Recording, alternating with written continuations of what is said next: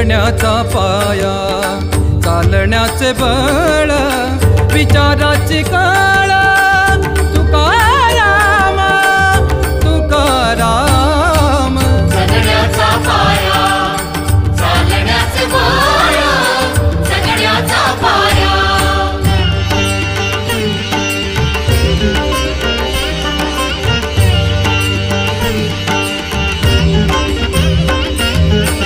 शब्दांचे इमान, अक्षरांचे रान, शब्दांचे इमान, अक्षरांचे रान, अभंगाचे पान,